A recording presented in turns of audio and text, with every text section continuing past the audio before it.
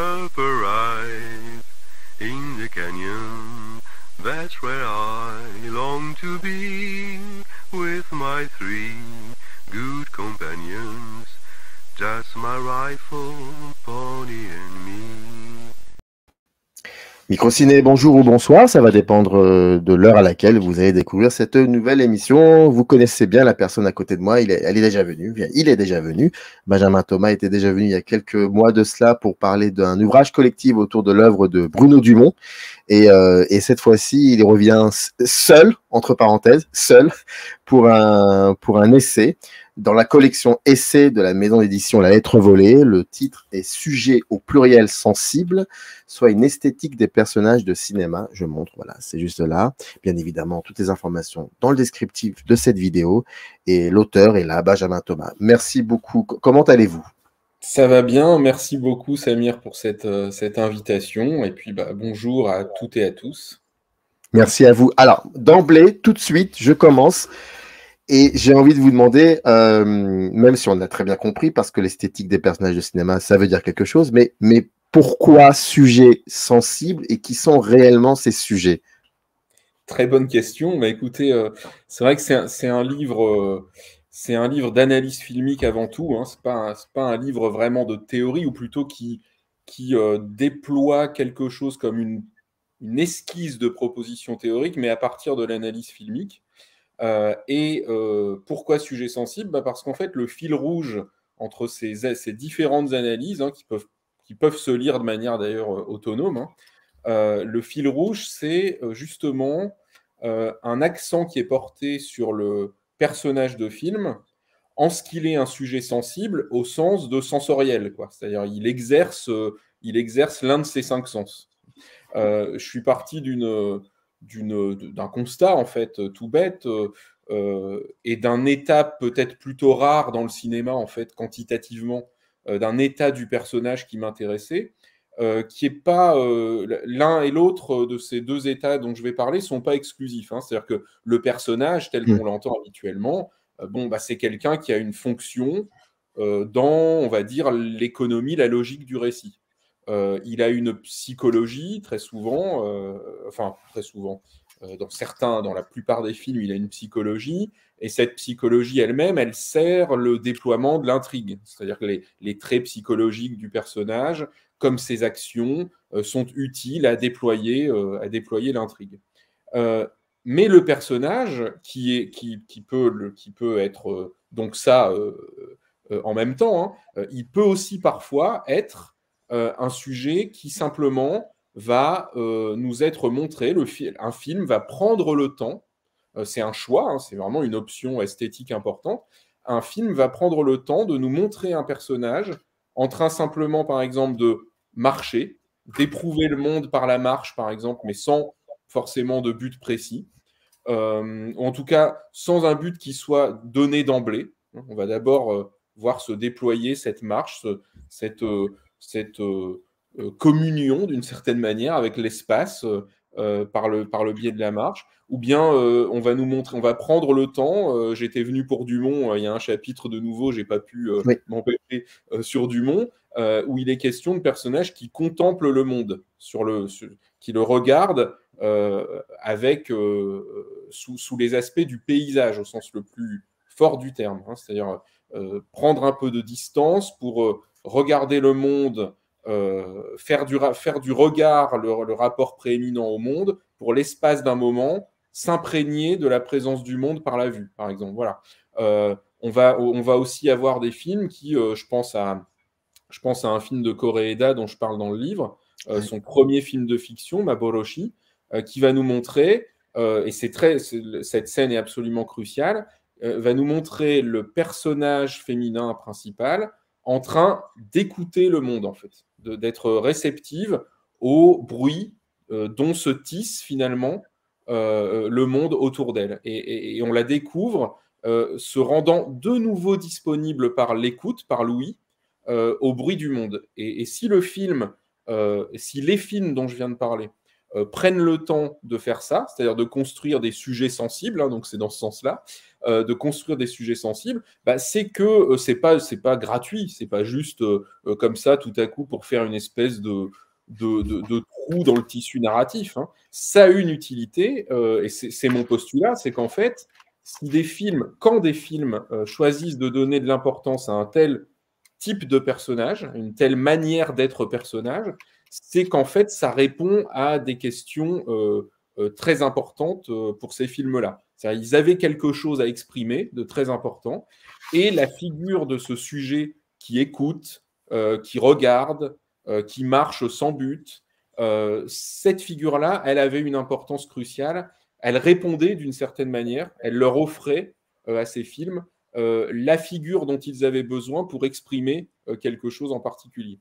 Alors, ce qui est très intéressant, c'est que le fait de passer, enfin, ce qui est intéressant, j'espère, c'est que le fait de passer par l'analyse filmique, de vraiment assumer que chaque chapitre soit un retour de cette figure, mais dans un film bien particulier pour dire des choses bien particulières, c'est qu'on s'aperçoit que, heureusement, j'ai envie de dire, on ne peut pas faire de typologie précise des raisons pour lesquelles, à chaque fois, il y a un personnage de ce type-là. C'est-à-dire que chaque film réinvente, il y a une infinité possible de fonctions assignées, en fait, à ces personnages sensibles. Donc là, on a à peine un aperçu avec des approches analytiques différentes. Parfois, je reste vraiment... je circonscris l'analyse à un film et à des questions de cinéma, et puis des fois, je m'autorise à croiser la littérature ou la peinture pour éclairer un peu les choses, quoi. Donc voilà, c'est un peu l'objet de ce livre. Et puis, juste après, promis, je me tais un peu pour Ah non, surtout pas. Non, vous êtes là, c'est pas pour vous taire. Mais la raison du sous-titre, une esthétique des personnages de cinéma, il faut l'entendre de deux façons. C'est-à-dire qu'une esthétique, parce que le mot esthétique vient du grec et parle justement de la capacité à sentir. Donc, les personnages dont je parle sont esthétiques dans ce sens-là. Et puis, il y a une chercheuse qui est décédée depuis quelque temps maintenant en cinéma et en littérature, d'ailleurs, Marie-Claire Repars, que j'aimais beaucoup, dont j'aimais beaucoup les textes, je ne la connaissais pas personnellement, mais qui dit à un moment, au détour d'un de ses livres, qui rappelle que l'esthétique, quand on parle d'esthétique dans les études cinématographiques, ça désigne une chose bien particulière, c'est l'étude de la manière dont un film construit le regard et l'écoute. Donc c'est vraiment la mission même de l'analyse filmique que d'essayer de voir ça. Comment un film construit mon point de vue et mon point d'écoute, et pourquoi en fait? Pourquoi? Qu'est-ce que ça lui permet de faire, de dire, de transmettre en termes d'affect, en termes de sens, etc. Donc c'est pour ça que j'ai choisi ce sous-titre. C'est-à-dire c'est vraiment ces deux choses-là qui sont en jeu. Parler de personnages sensibles et puis se placer sur le plan de l'esthétique, c'est-à-dire dans ce sens-là, vraiment étudier la manière dont nos regards et écoutes sont affectés volontairement par le film. Mais ça donne obligatoirement aussi une certaine idée du cinéma. J'entends par... après, on va parler après de l'intériorité des chapitres et tout ça, et des quelques films que vous avez choisis, et on va comprendre aussi que c'est pas forcément des films contemporains, c'est aussi des films ce qu'on appelle bizarrement du patrimoine, je pense à Renoir, ce qui veut dire que voilà, il y a quand même une idée du cinéma. Mais en fait, il y a aussi une idée du cinéma. Oui. C'est pas tous les cinémas qui peuvent être, comment dire, intéressés par ce que vous proposez. Il y a une certaine idée du cinéma dans laquelle moi je suis locataire, voire même depuis des années, depuis très longtemps, donc ça me parle et ça me plaît, mais il y a une certaine idée du cinéma quand même qui en sort de tout ça. Oui, c'est ça, c'est-à-dire qu'en fait, il y a certaines conceptions, d'ailleurs ce qui rend pas, moi je fais pas de classement, vous voyez, j'ai pas de certaines conceptions du cinéma vont s'interdire d'une certaine façon le sujet sensible. Alors on peut nuancer de toute façon comme à chaque fois, hein, mais c'est par exemple le fameux David Bordwell, théoricien américain du cinéma, alors qui a écrit d'ailleurs sur plein de cinématographie, mais qui a beaucoup écrit sur le cinéma américain, et qui dit au détour d'un de ses textes les plus fameux sur le style hollywoodien, il dit qu'à Hollywood, dans le cinéma classique hollywoodien, il est hors de question qu'il y ait des temps morts. Et il prend un exemple intéressant, il dit il est impensable dans le cinéma hollywoodien qu'un personnage marche sans but, justement, qu'on consacre plus de quelques secondes à ça. Et j'en parle dans le livre, je prends un exemple d'un film qui est pour moi merveilleux, donc comme quoi je ne fais pas du tout j'en fais pas un gage de qualité qu'il y ait des personnages de sujets sensibles ou pas dans un film.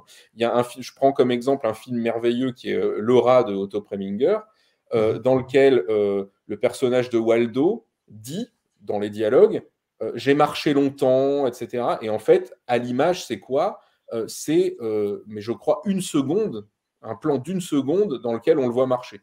Donc voilà, il suffit de faire dire au dialogue que cette marche a été longue pour économiser finalement à l'image un temps comme ça où de manière purement cinétique, j'ai envie de dire, la représentation d'un mouvement puisse prendre trop de temps et trop de place. Donc c'est vrai que ça va nous emmener vers certaines conceptions du cinéma et ça va nous éloigner d'autres conceptions du cinéma quand on s'attache à ce type de personnage.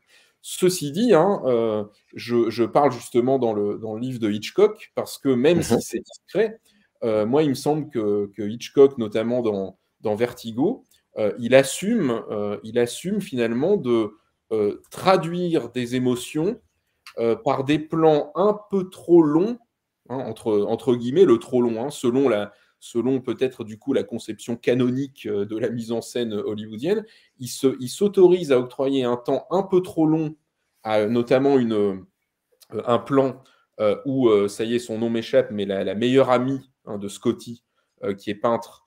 Barbara Bel Geddes. Voilà, elle est sous le poids d'une lourde tristesse parce que Scotty est hospitalisé et il ne sort pas de son fantasme. Et Hitchcock va s'octroyer le temps nécessaire à traduire cette émotion par la marche, en fait. Simplement par un sujet qui marche et qui va s'éloigner du premier plan jusqu'à l'arrière-plan dans le cadre pour traduire ça.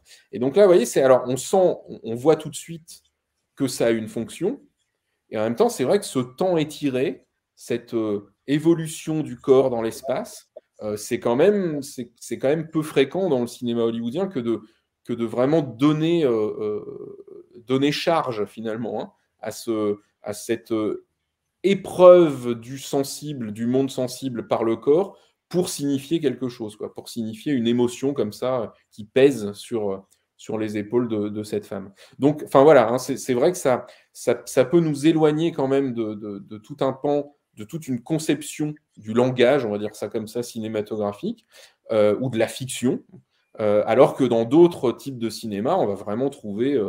c'est pas étonnant dans le cinéma contemporain. Là, on va trouver pléthore de sujets sensibles, comme je les appelle. Voilà, donc il y a vraiment une distribution un peu il y a des archipels comme ça dans le cinéma où on trouve ces personnages, ce type de personnage, cette manière de penser le personnage.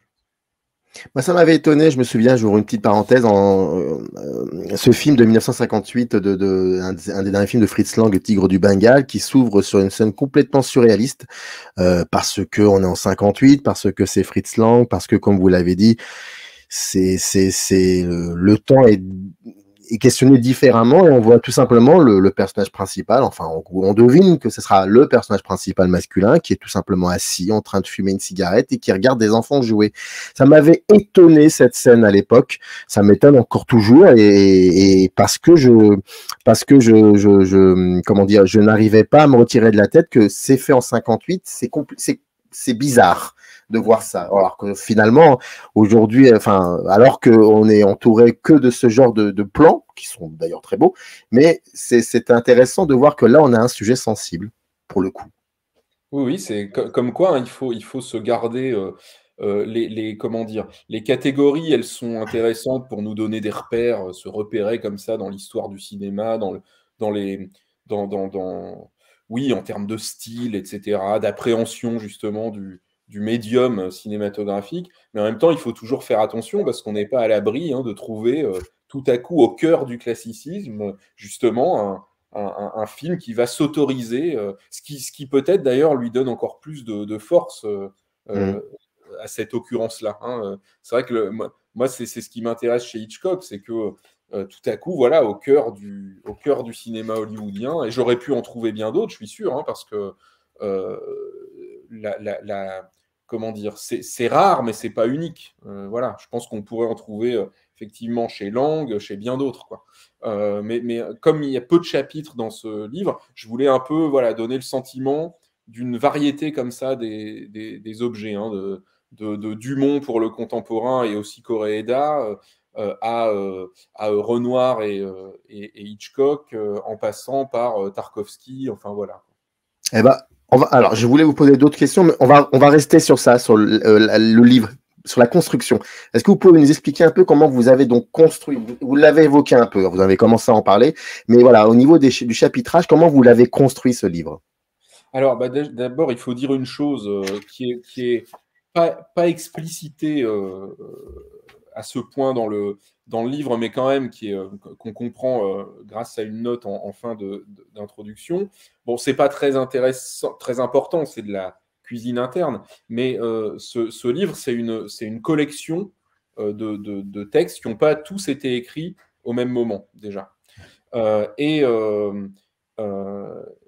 Néanmoins, ce qui me rassure un petit peu sur la cohérence de mes préoccupations, néanmoins, c'est vrai que je me suis aperçu, pour tout vous dire, j'étais comme nous tous en plein confinement, et puis j'ai repris comme ça des textes, alors deux que j'avais déjà publiés sur 6 chapitres, sur 7 chapitres, pardon.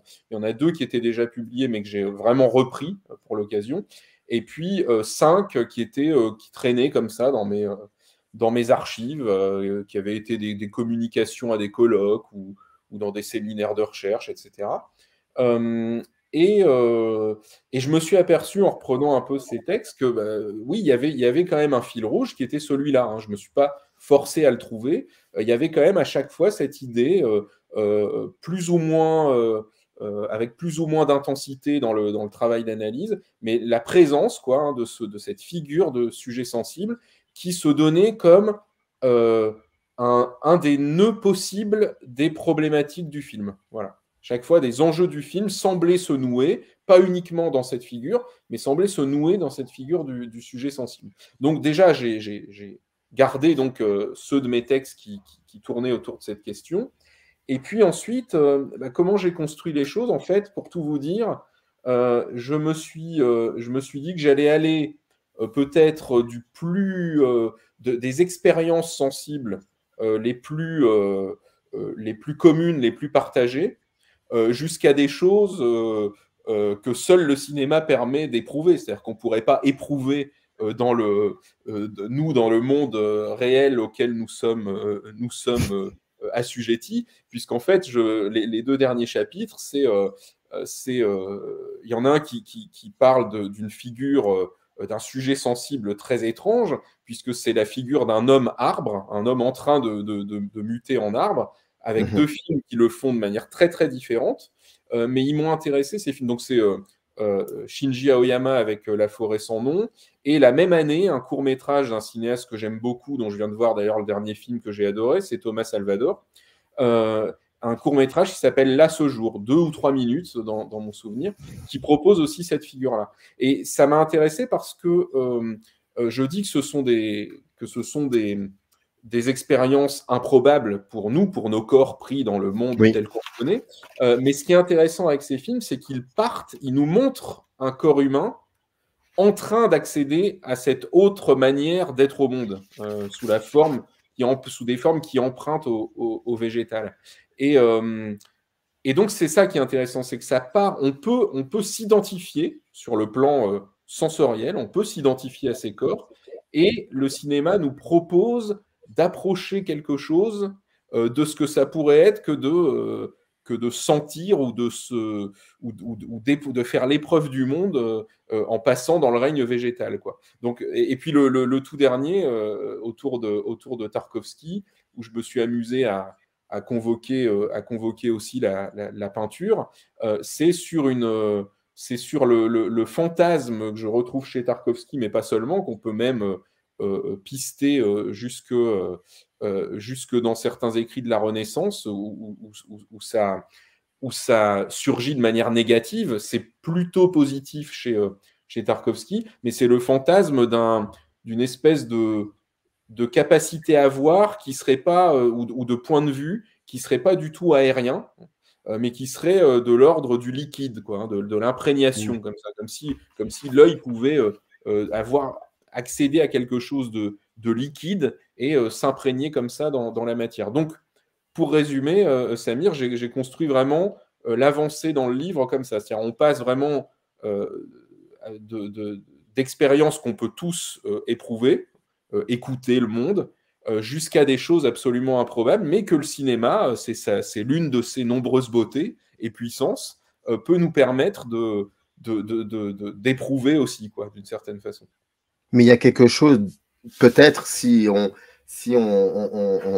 établit une connexion entre tous ces textes, peut-être ceux de Renoir, on va les mettre de côté, encore que je ne sais pas, mais on va les mettre de côté. Mais en fait, il y a quelque chose d'organique dans ce que vous mettez en avant.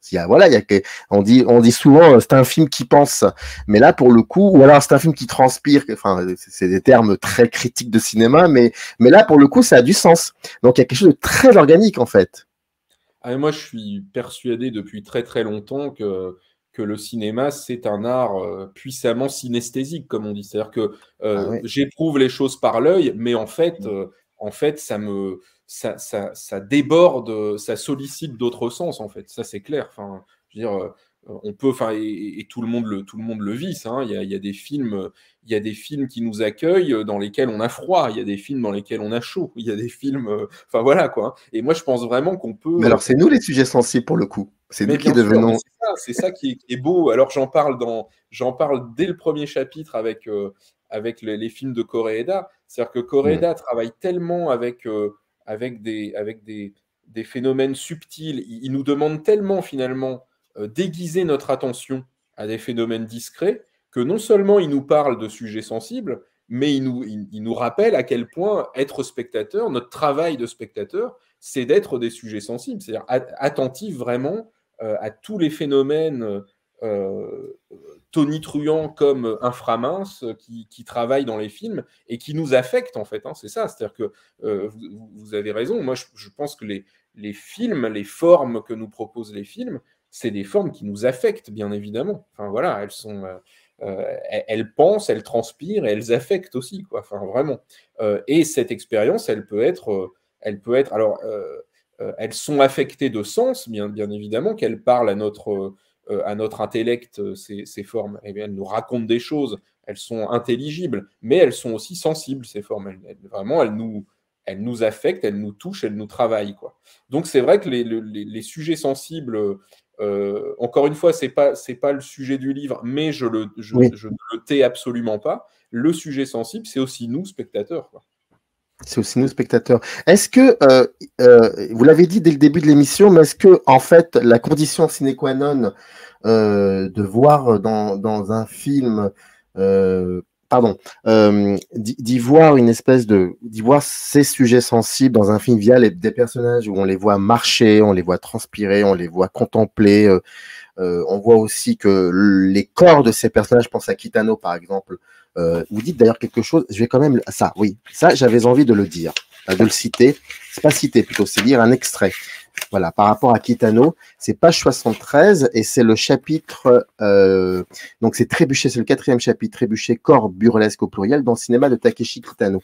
Vous allez comprendre pourquoi je vais lire cet extrait. Vous dites un moment, car dans les films de Kitano, le corps est, EST, est le lieu où s'impriment les luttes de l'individu contre des forces à la fois déceptives et oppressives. Les configurations modernes et anomiques de la société, d'une part, et les formes traditionnelles qui perdurent, exsangues, d'autre part. Or, cette tension qui se joue dans le petit théâtre du corps, elle s'avise notamment pendant les simples moments de jeu par un traitement comique de la corporéité. Là où je veux en venir, donc comme je disais, par rapport aux personnages qui marchent, qui contemplent, etc., ou même là, par rapport à l'idée même de ce que vous intégrez chez Kitano, en fait, on a parlé d'organique, ça prend le temps, mais finalement, tout cela devient, pardon, c'est un mot peut-être fourre-tout, mais c'est pas grave, politique. Oui. Bah, c'est ça, pour moi, c'est de toute façon très difficile c'est très difficile de dissocier l'esthétique du politique, ou au moins de l'éthique, quoi. Enfin, je veux dire, ça nous propose, et ça propose à notre examen aussi critique, des manières d'être, en fait, des manières de se comporter, des manières d'éprouver le monde, etc. Et c'est jamais gratuit, en fait, c'est absolument jamais gratuit. Alors, on peut ne pas être réceptif, passer à côté d'un film comme on passe à côté d'un roman, etc. Mais dès lors qu'on joue un peu le jeu, qu'on est réceptif aux formes et aux histoires que nous proposent les fictions cinématographiques, eh bien on est affecté, comme je le disais tout à l'heure, et de cette manière d'être affecté, on peut aussi tirer des leçons, ou en tout cas réfléchir, quoi. Et comme je le disais aussi tout à l'heure, c'est lié. Pour moi, c'est jamais gratuit, en fait. Quand un film choisit de mettre en scène des sujets sensibles, bien évidemment que c'est une solution formelle à un problème que le film se posait. Et Kitano, par exemple, je pense il fait partie, c'est pas le seul cinéaste japonais à faire ça, bien sûr, mais enfin, c'est pas le seul cinéaste tout court à faire ça. Il pense vraiment le tiraillement des êtres et des corps dans la société contemporaine, entre voilà, des formes de société tout à fait à la pointe du contemporain, qui sont, on le sait, qui peuvent être délétères, qui peuvent distendre les liens entre les individus, être dans une forme de repli sur soi, etc. Et en même temps, il ne voit pas du tout dans le passé quelque chose qui était mieux et qui était plus épanouissant, puisqu'il traite une certaine version des traditions japonaises comme tout autant oppressives et déceptives, en fait, décevantes et oppressives. Et c'est vrai que ça ne transparaît pas que dans ces moments-là, mais ça transparaît aussi dans la manière simplement dont les corps éprouvent le monde, ou dans les modalités d'être qu'ils trouvent. Et par exemple, les scènes de jeu, moi je les trouve très intéressantes chez Kitano. C'est-à-dire que tout à coup, sortir du carcan des comportements et des postures adultes, pour se mettre, c'est des gens qui ont plus de 40 ans, qui se mettent à jouer comme ça sur la plage.